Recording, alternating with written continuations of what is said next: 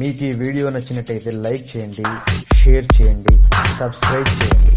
Regular notifications కోసం bell బటన్ని press చేయండి.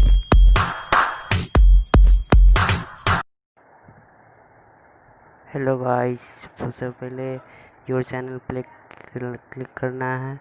उसके बाद जो आपका चैनल का नाम होगा वो नाम डालना है। उसके बाद सेटिंग्स में जाना है।